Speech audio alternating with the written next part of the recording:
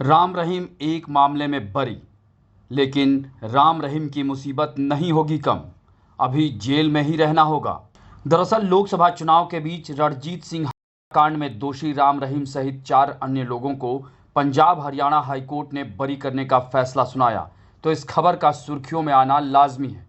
लेकिन राम रहीम को इससे कोई बड़ी राहत नहीं मिलने वाली है, क्योंकि अभी भी वो दूसरे मामलों में सजा काट रहा है, जिस कारण उसे जेल में ही रहना होगा। आपको बता दें कि अक्टूबर 2021 में पंचकुला में स्पेशल सीबीआई कोर्ट ने राम रहीम और 4 अन्य को उम्र कैद की सजा सुनाई थी।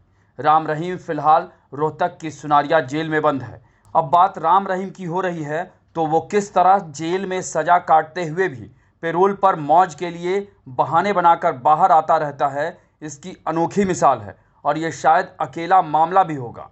हरियाणा सरकार की इस मेहरबानी का पूरा लेखा जोखा देखेंगे, सुनेंगे तो आप हैरान तो होंगे ही, चौंक भी जाएंगे। तो ज़रा गौर से सुनिए। राम रहीम को पिछले 4 साल में 9 पैरोल मिल चुकी है। राम रहीम 234 दिन यानी 7 महीने से ज़्यादा दिनों तक पैरोल पर रहा है।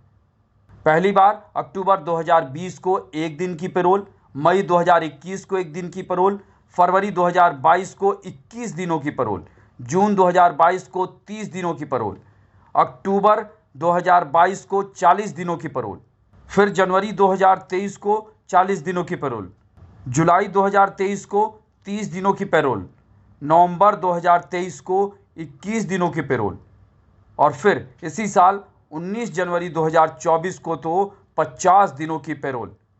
यानी एक साल में 3 बार पैरोल, वो भी 1-2 दिनों की नहीं, 30-30, 40-40 दिनों की पैरोल।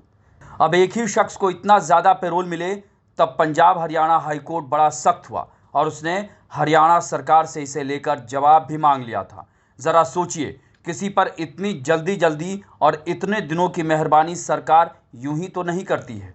दरअसल हाल के कुछ सालों में हरियाणा में डेरा सच्चा सौदा का समर्थन भाजपा के पक्ष में देखा गया है और लोकसभा चुनाव 2024 में भी हरियाणा में वोटिंग से एक दिन पहले यानी 24 मई 2024 को डेरा सच्चा सौदा ने भाजपा के समर्थन का ऐलान किया था।